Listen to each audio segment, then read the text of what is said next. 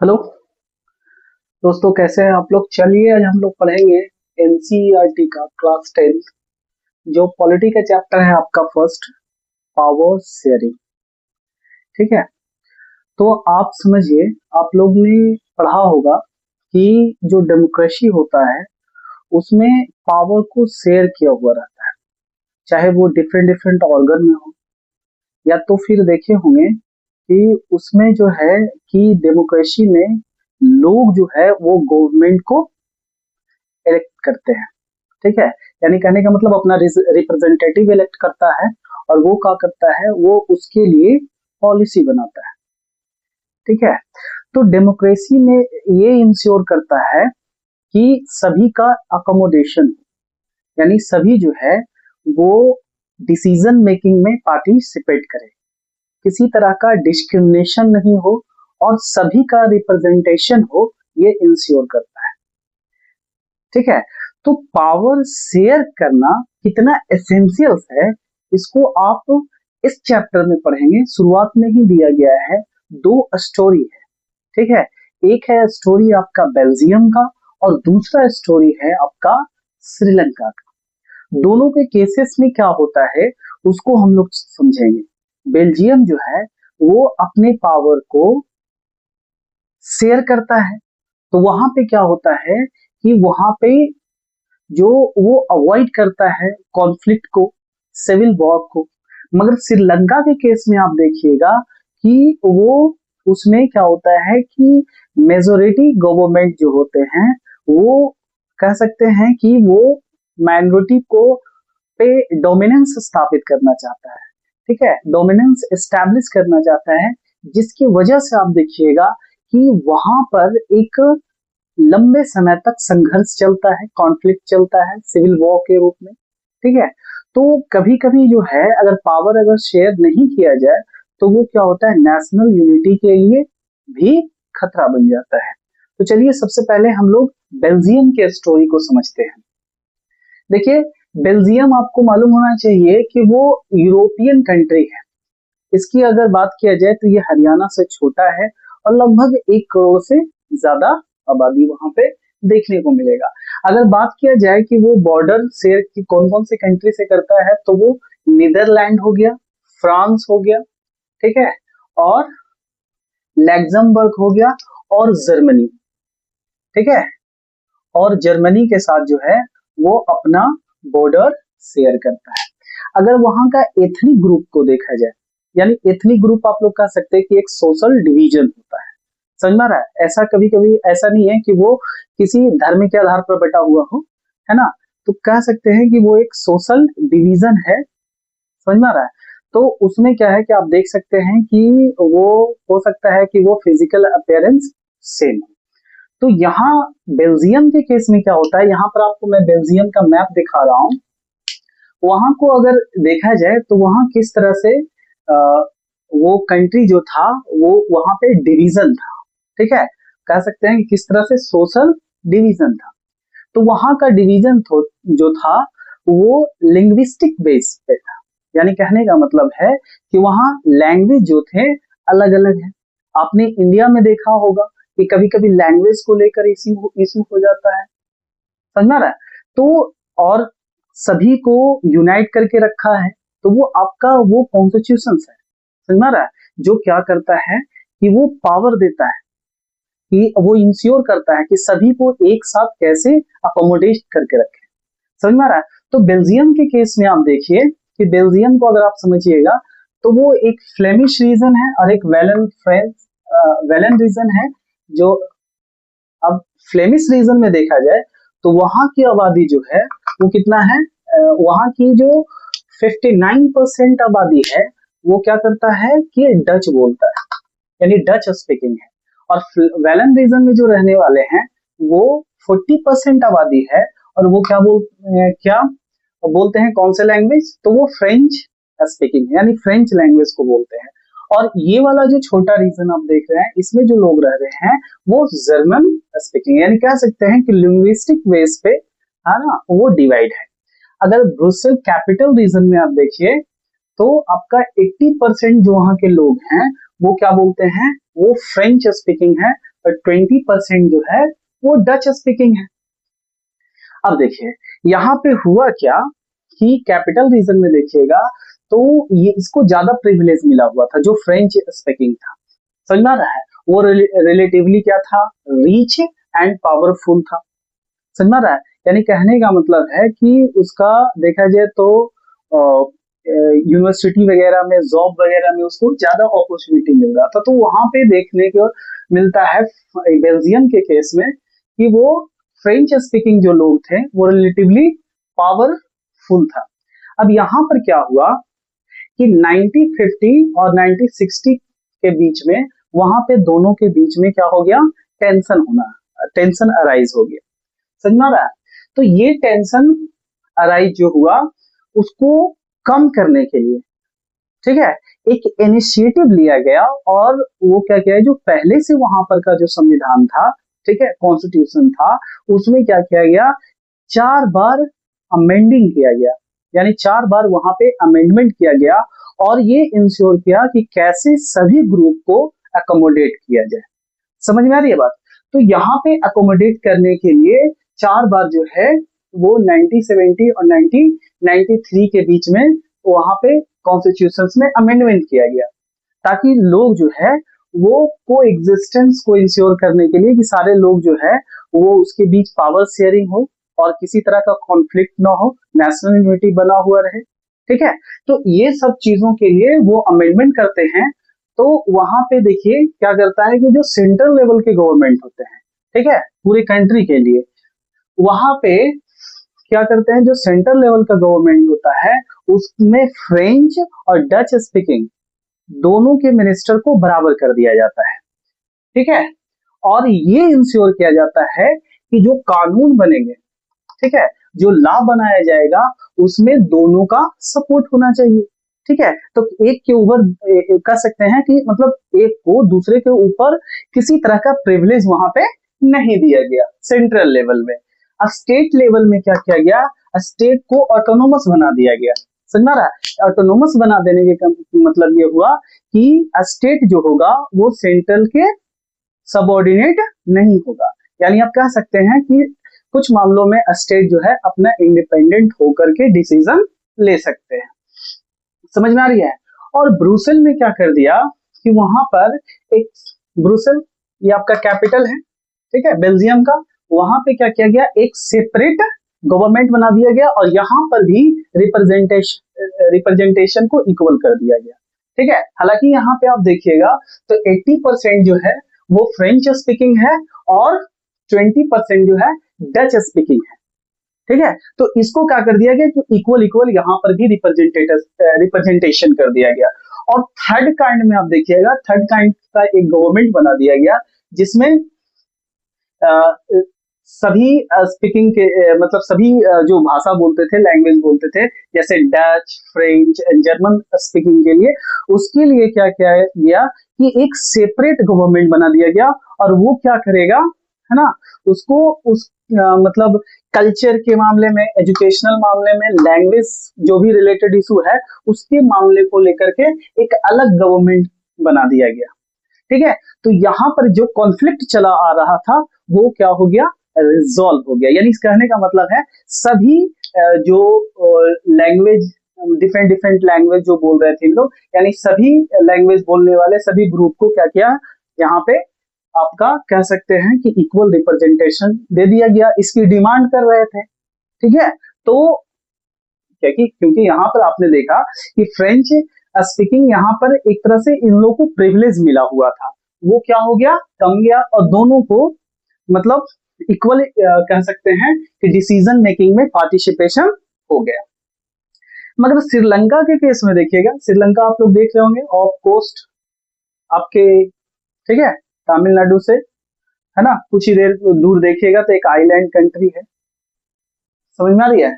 तो आप लोग श्रीलंका को देख ही रहे होंगे। तो श्रीलंका के केस में क्या होता है जो समझिए, श्रीलंका में आप देखिएगा तो इसकी आबादी जो है वो ये लगभग सेम एरिया है आपका हरियाणा का, हरियाणा के स्टेट जितना ही इसका मतलब कह सकते हैं कि एरिया में इक्वल ही है। तो यहाँ पर क्या होता है, और आबादी अगर बात किया जाए तो इसकी आबादी जो है वो लगभग 2 करोड़ की आबादी है। यहाँ पे आप देखिएगा तो लगभग 70% जो है लोग वो क्या हुआ है, सिन्हेला स्पीकर है, यानी मतलब सिन्हेला ग्रुप वाले लोग हैं। और कितना है, 74, यानी कहने का मतलब है कि हाँ मेजोरिटी में सिन्हेला ग्रुप है। ठीक है, तो यहाँ पे सिन्हेला ग्रुप में आप देखिएगा कि 74 है।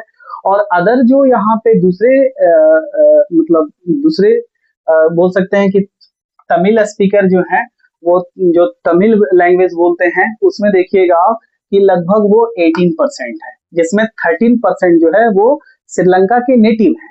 और बाकी जो है वो ब्रिटिश टाइम में क्या है कि प्लांटेशन के लिए वो यहाँ से इंडिया से लोग गए थे और वहीं पे सेटल हो गए।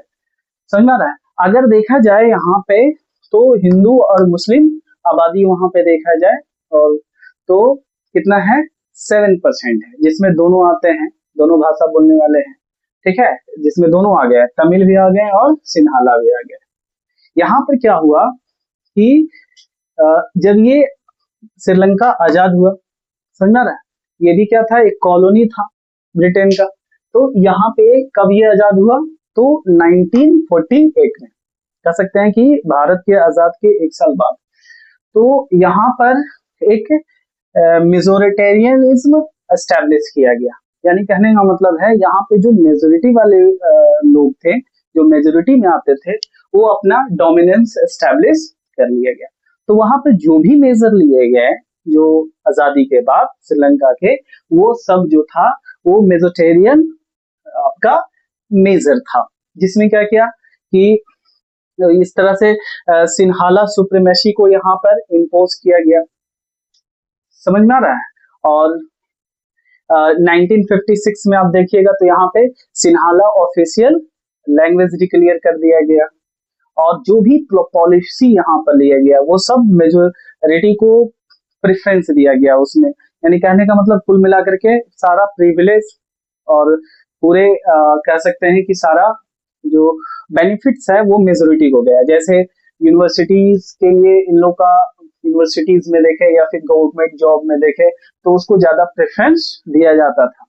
ठीक है, और साथ में यहाँ क्या किया, मेजोरिटी के आधार पर, क्योंकि सिन्हेला जो ग्रुप वाले लोग थे वो बुद्धिस्ट यानी कहने का मतलब बौद्ध धर्म वाले लोग थे, तो वहां पे इसको बुद्धिस्ट स्टेट भी डिक्लेयर किया गया।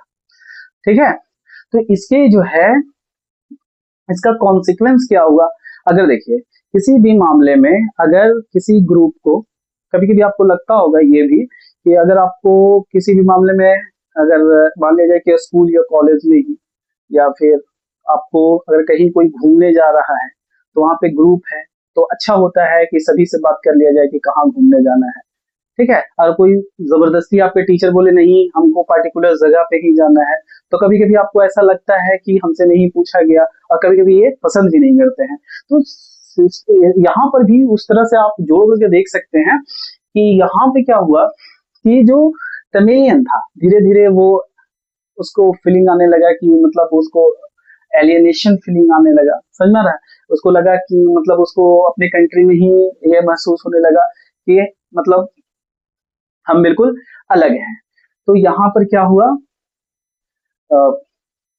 यहाँ पे क्या हुआ, आप कॉन्सिक्वेंस देख लीजिए कि तमिल जो है, तमिल ग्रुप वाले वो पार्टी स्ट्रगल स्टार्ट हो गई। ठीक है, और 1950 तक आते आते उन लोग क्या किया कि एक अलग स्टेट की ही बात करने लगे। ये वाला देखिएगा, नॉर्थ ईस्ट वाले रीजन में वे लोग अपने एक अलग स्टेट की बात की। तो कभी कभी ये भी होता है कि जब पावर शेयरिंग नहीं किया जाता है तो वो कह सकते हैं कि वो नेशनल यूनिटी के लिए या फिर एक इंटीग्रिटी के लिए आप बोल सकते हैं कि वो एक खतरा हो जाता है।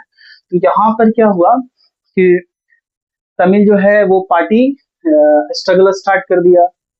ठीक है, और वो लोग बात करने लगे अपना तमिल ऑटोनॉमी का। ठीक है, और यहाँ पे उन लोग अपनी लैंग्वेज और इक्वालिटी की बात करने लगे, क्योंकि यहाँ पर देख रहे हैं कि उन लोगों के साथ यहाँ पे यूनिवर्सिटीज में, गवर्नमेंट जॉब में उन लोगों के साथ डिस्क्रिमिनेशन हो रहा था एक तरह से। तो 1950 में वो तमिल एलम स्टेट की मांग करने लगे कि जो नॉर्थ ईस्ट वाला रीजन है ना, उसको एक अलग स्टेट बना दिया जाए और उसको ऑटोनॉमी दिया जाए, है ना, उसके लैंग्वेज और इक्वलिटी की बात करने लगे। ठीक है, तो इसके कारण क्या हुआ कि एक वाइड स्प्रिट कॉन्फ्लिक्ट शुरू हो गया। समझ में कह सकते हैं कि एक सिविल वॉर स्टार्ट हो गया। सिविल वॉर मतलब क्या होता है कि डिफरेंट डिफरेंट पार्टीज में कॉन्फ्लिक्ट होने से लगता है, कभी कभी ऐसा कॉन्फ्लिक्ट हो जाता है कि वो एक बहुत ज्यादा वायलेंट हो जाता है। तो हम ये श्रीलंका के केसेस में देखिएगा कि वहां पे ज्यादा वायलेंट हो गया, लोग वहां से फ्लेड होकर के इंडिया भी रिफ्यूज, उन लोग फोर्स हो गए बहुत सारे लोग, और वहां से श्रीलंका को छोड़ करके जो है वो इंडिया में भी आने लगे थे, यानी फिर मतलब रिफ्यूजीज लोग आप लोग बोल सकते हैं। ठीक है, तो एक बड़ा सेटबैक था यहाँ के कल्चरल इकोनॉमी के पॉइंट ऑफ व्यू से आपको देखा जाए तो। अब ये जो एंड हुआ वो 2019 में हुआ, तो ऐसा एक लंबा संघर्ष आप लोग देखते हैं। ठीक है, जो ये श्रीलंका के केस में समझ में आ रहा है, मगर बेल्जियम के केस में देखिएगा कि इसको एक मेजर लेकर के, है ना, अमेंडमेंट करके इसको रिजॉल्व किया गया। ठीक है, एनसीईआरटी में देखिएगा कि एक और स्टोरी दिया हुआ है, खलील डायलेमा करके एक स्टोरी दिया हुआ है। वहां पे एक स्टोरी में उसमें बताया गया है कि जो बेरूत है, बेरूत क्या है, लेबनान का वो राजधानी है। वहां पे जो खलील की जो माँ होती है वो ऑर्थोडॉक्स ये सुन्नी मुस्लिम होते हैं, और जो फादर होते हैं वो ऑर्थोडॉक्स क्रिश्चियन होता है। ऐसा आप देख सकते हैं कि जो कॉस्मोपॉलिटन सिटी है, ठीक है, जो ऐसा आम बात है, ऐसा देखने को आपको मिलेगा ही। तो वहां पे क्या हो गया कि वहां पर भी इस तरह का एक मेजर लिया गया था। इसमें मेजर ये लिया गया कि जो जो सुन्नी है वो पीएम होंगे। समझ में आ रहा है, मतलब एक पैक्ट पे साइन किया गया, एग्रीमेंट किया गया। और क्योंकि वहां पे सुन्नी मुस्लिम भी थे और कैथोलिक और ऑर्थोडॉक्स क्रिश्चियन भी थे, तो एक मेजर लिया गया। क्योंकि स्टोरी में यह बताया गया है कि वहां पर भी कॉन्फ्लिक्ट हुआ था, जिसमें खलील के जो अंकल थे उसको मतलब किलिंग कर दिया गया था। तो ऐसा होता है जब पावर शेयरिंग की बात आती है, और मतलब कॉन्फ्लिक्ट जब होता है डिफरेंट डिफरेंट ग्रुप में भी, तो यहाँ पे ऐसे केसेस आपको देखने को मिलेगा। तो वहां पर कैसे रिजॉल्व किया गया, तो ये स्टोरी आपका एनसीईआरटी में दिया गया है। इसमें जो है वो इस तरह से मेजर लिया गया कि प्रेसिडेंट है जो वो कैथोलिक क्रिश्चियंस होंगे, समझ में आ रहा है, और पीएम जो होंगे वो सुन्नी मुस्लिम होंगे, और जो डिप्यूटी प्राइम मिनिस्टर होंगे, जो उप प्रधानमंत्री, वो ऑर्थोडॉक्स क्रिश्चियन होंगे। तो एक पैक्ट साइन किया गया जिसमें ये कहा गया कि जो क्रिश्चियन होंगे वो फ्रेंच, है ना, का प्रोटेक्शन नहीं लेंगे, और जो सुन्नी मुस्लिम है वो सीरिया के साथ यूनिफिकेशन, यानी सीरिया के साथ मर्ज करने की बात नहीं करेंगे। ठीक है, तो इस तरह से वहां पे दिया गया है। मगर ये खलील ये सोचता है कि वहां पे जो गवर्नमेंट होना चाहिए, जो मॉडर्न डेमोक्रेसी है, जिसमें सभी ग्रुप, है ना, सभी लोग जो है, आप लोग देखे होंगे कि डेमोक्रेसी में क्या होता है, हम लोग सभी वोट करते हैं, यानी यूनिवर्सल एडल्ट फ्रेंचाइज होते हैं, जिसमें एवरी पर्सन जो भी एडल्ट है वो वोट करके अपना गवर्नमेंट को मतलब चुनता है। ठीक है, अपने रिप्रेजेंटेटिव को चुनता है जो उसके लिए पॉलिसी में। तो उस तरह का मेजर है, मगर कभी कभी इस तरह का मेजर लिया जाता है ताकि कंट्री में जो है वो पीस, है ना, और यूनिटी बना हुआ रहे। ठीक है, अच्छा, तो ये जो है आपका पावर शेयरिंग बहुत जरूरी है देश की यूनिटी के लिए, है ना, और किसी कंट्री के यूनिटी के लिए, सभी को एग्जिस्टेंस के लिए, मतलब सभी एक साथ मिलकर के रहे इसके लिए, और इक्वालिटी के लिए। समझ में आ रहा है, और उसके ये क्या करता है कि आपके सिविल वॉर को क्या करता है कि अवॉइड करता है ना। एक तरह से कह सकते हैं कि डिस्क्रिमिनेशन भी खत्म होती है, एक पॉलिटिकल, है ना, इनस्टेबिलिटी जो होती है वो भी खत्म हो जाता है। समझ में आ रही है, तो यहाँ पर देखिएगा, तो और ये सारी चीजें जो है, इक्वल रिप्रेजेंटेशन, है ना, और सभी का पावर शेयरिंग, ये डेमोक्रेसी में बहुत जरूरी है। तो हम लोग देखेंगे कि मॉडर्न डेमोक्रेसी में जो है वो पावर को कैसे शेयर किया जाता है। ये क्या है, कह सकते हैं कि ये प्रूडेंशियल भी है और मोरल। प्रूडेंशियल की अगर बात किया जाए तो इसका ये फायदा है, प्रूडेंशियल में देखा जाए तो ये एक बेटर आउटकम लेकर के आता है अगर पावर शेयरिंग करते हैं तो। और मोरल रीजन में देखा तो ये बहुत ही कह सकते हैं कि वैल्यूएबल है। ठीक है, तो हम लोग देखेंगे कि मॉडर्न डेमोक्रेसी में किस तरह से पावर का डिवीजन किया गया। सेकंड चैप्टर में भी इसी पे बात किया गया है, समझ में आ रही है। तो यहाँ पर देखिए मॉडर्न डेमोक्रेसी में क्या है कि गवर्नमेंट को आपको देखो ऐसे याद रखिएगा, OLSG। ठीक है, इस तरह से मॉडर्न डेमोक्रेसी में बांटा गया है ना। कह सकते हैं कि एक वर्टिकल डिस्ट्रीब्यूशन ऑफ पावर होता है, एक हॉरिजॉन्टल होता है। तो सबसे पहले हम लोग बात करते हैं कि हॉरिजॉन्टल डिस्ट्रीब्यूशन ऑफ पावर में आप देखिए कि किस तरह से पावर का डिस्ट्रीब्यूशन होता है। तो वो आप देखे होंगे कि डिफरेंट डिफरेंट जो ऑर्गन होते हैं, जैसे गवर्नमेंट के आपका एग्जीक्यूटिव जो होता है, और जुडिशरी होता है, और लेजिस्लेटिव होता है, उसमें भी पावर का शेयरिंग होता है। आप देखे होंगे कि एग्जीक्यूटिव का काम क्या है कि वो पॉलिसी बनाते हैं, ठीक है, इम्प्लीमेंटेशन करते हैं उसका। और जुडिशरी क्या करता है, किसी भी कानून को इंटरप्रेट करने का काम है ना। कभी कभी ये देखिए कोई ऐसा लॉ पास हो जाए, समझा रहे हैं, जो तो उसको रिव्यू में जाता है, तो उसको क्या कर सकता है, ये स्ट्रक डाउन कर सकता है ना, इनवैलिड डिक्लेयर कर सकता है। तो जुडिशरी में देखे होंगे कि जो जजेस वगैरह होते हैं उसको एग्जीक्यूटिव ही, जैसे प्रेसिडेंट ही उसको क्या करते हैं, अपॉइंटमेंट करते हैं।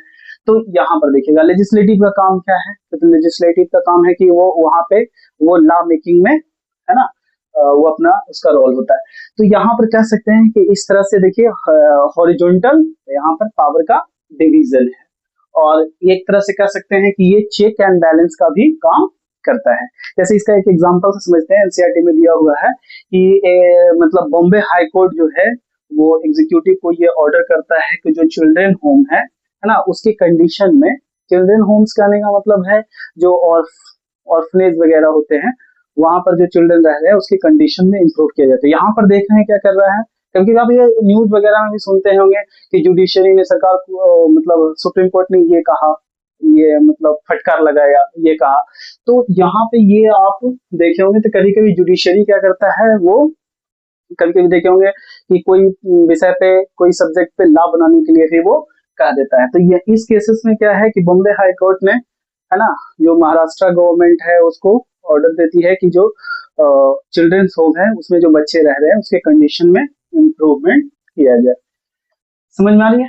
आप देखे होंगे कि डिफरेंट लेवल ऑफ गवर्नमेंट में भी क्या होता है कि पावर का डिस्ट्रीब्यूशन होता है। कैसे, जैसे देखिए यहाँ पर क्या है कि जो सेंट्रल गवर्नमेंट होते हैं वो पूरे कंट्री के लिए होता है, ठीक है। फिर एक स्टेट गवर्नमेंट होता है, तो इसमें भी पावर का डिवीजन हो रहा है। आप लोग सुने होंगे कि जो 7 शेड्यूल है कॉन्स्टिट्यूशन का, वो 3 तरह के लिस्ट होते हैं उसमें, है ना, जो बताता है कि आपको किस तरह, किस कानून पे, आपको किस सब्जेक्ट पे आपको कानून बनाना है। तो इस तरह के गवर्नमेंट को हम लोग क्या कहते हैं कि एक फेडरल सिस्टम है ये, ठीक है। तो यहाँ पे सेंट्रल गवर्नमेंट के लिए एक अलग लिस्ट होता है जिसको हम लोग सेंट्रल या फिर यूनियन लिस्ट कहते हैं, और स्टेट गवर्नमेंट के लिए अलग होता है, उसमें अलग से अलग सब्जेक्ट होते हैं। जैसे इसमें जो है कि डिफेंस को लेकर सेंट्रल गवर्नमेंट कानून बना सकती है। यहाँ पर एक और तरह का होता है जो, जिसको हम लोग कहते हैं कॉन्करेंट लिस्ट। उसमें क्या होता है कि दोनों कानून बनाते हैं। जैसे एजुकेशन है, एजुकेशन जो है वो कॉन्करेंट लिस्ट में आता है, दोनों कानून बनाते हैं। तो इस तरह से आप कह सकते हैं एक और गवर्नमेंट है जो अमेंडमेंट करके इसको, है ना, जैसे लोकल गवर्नमेंट होता है, ठीक है। इसको 74 और 73rd और 74 जो कॉन्स्टिट्यूशनल अमेंडमेंट है उसमें, है ना, लोकल गवर्नमेंट को अमेंडमेंट करके जोड़ा गया है। तो यहाँ पर आप देखिएगा, तो इतना आपको नहीं याद रखना है, मगर ये ध्यान रखिएगा कि डिफरेंट डिफरेंट लेवल पर जो है वो गवर्नमेंट को का पावर का डिवीजन होता है, डिस्ट्रीब्यूशन है, समझना है। एक है सेंट्रल लेवल, एक स्टेट लेवल, एक लोकल लेवल। तो इसको जो है पावर का यहाँ पर डिस्ट्रीब्यूशन कैसे हो रहा है, तो पावर का जो है वर्टिकल डिस्ट्रीब्यूशन हो रहा है। उस तरह से आप देखिएगा कि सोशल ग्रुप में भी कभी आपने ये सोचा होगा, या फिर ये आप जानते हैं कि जो सोशल ग्रुप होता है उसमें भी जो सोशली या इकोनॉमिकली जो वीकर सेक्शन है, समझ रहा है, सोसाइटी में, उसको भी कुछ रिजर्वेशन दे करके, है ना, आप देखे होंगे कि पार्लियामेंट में भी या फिर जो लेजिस्लेटिव असेंबली होता है उसमें कुछ सीट जो है वो SC ST के लिए रिजर्व होता है। तो इस तरह से ऐसा क्यों किया गया, क्योंकि सभी का इक्वल पार्टिसिपेशन जो है डिसीजन मेकिंग में वो इंश्योर कर सके। तो यहाँ पर देखिए सोशल ग्रुप में भी है ना पावर का डिस्ट्रीब्यूशन होता है, ठीक है। अच्छा, और यहाँ पे डिफरेंट डिफरेंट जो ग्रुप होते हैं, ठीक है, डिफरेंट जो ग्रुप होते हैं उसमें भी पावर का डिस्ट्रीब्यूशन होता है।